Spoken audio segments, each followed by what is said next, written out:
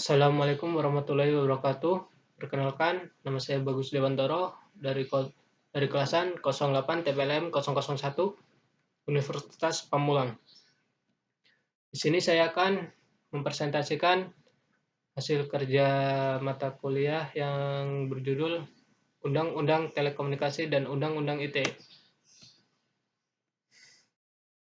Pengertian dari Undang-Undang ITE itu sendiri, yang pertama, Undang-Undang ITE adalah ketentuan yang berlaku setiap orang yang melakukan perbuatan hukum sebagai diatur dalam undang-undang ini, baik yang berada di wilayah Indonesia yang memiliki akibat hukum di wilayah hukum Indonesia dan di luar wilayah hukum Indonesia yang merugikan kepentingan Indonesia itu sendiri.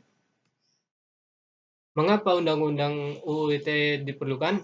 Yang pertama, untuk mengantisipasi kemungkinan adanya penyalahgunaan dan memberi perlindungan hukum baik dalam bentuk transaksi elektronik maupun informasi.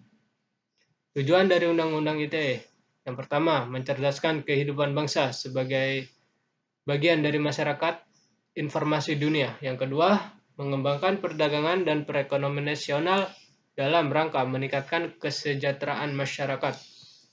Yang ketiga, meningkatkan efektivitas dan efisiensi pelayanan publik.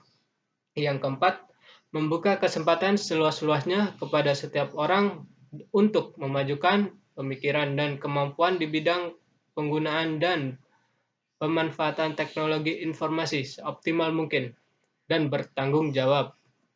Yang kelima, memberikan rasa aman, keadilan, dan kepastian hukum bagi penggunaan dan penyelenggaraan teknologi informasi. Manfaat Undang-Undang ITE. Yang pertama, menjamin kepastian hukum bagi masyarakat yang melakukan transaksi secara elektronik. Yang kedua, mendorong pertumbuhan ekonomi Indonesia. Yang ketiga, sebagai salah satu upaya mencegah terjadinya kejahatan berbasis teknologi informasi. Yang keempat, melindungi masyarakat pengguna jasa dengan memanfaatkan teknologi informasi. Dampak positif Undang-Undang ITE. Memberikan peluang bisnis bagi para wisatawan di Indonesia karena penyelenggaraan sistem elektronik diwajibkan berbadan hukum dan berdomisili di Indonesia. Yang kedua, memberikan perlindungan hukum terhadap transaksi dan sistem elektronik serta memberikan perlindungan hukum terhadap kegiatan ekonomi, misal transaksi dagang. Dampak negatif Undang-Undang ITE.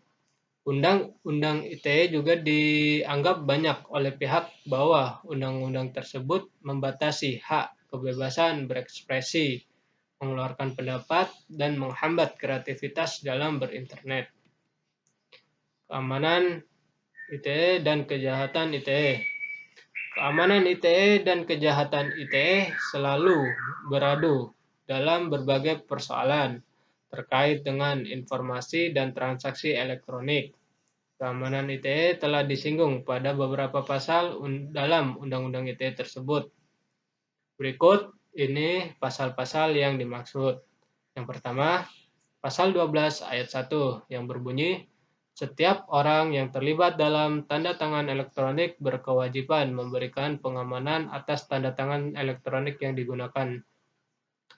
Pasal 15 ayat kedua, setiap penyelenggaraan sistem elektronik harus menyelenggarakan sistem elektronik secara andal dan aman serta bertanggung jawab terhadap beroperasinya sistem elektronik sebagaimana mestinya.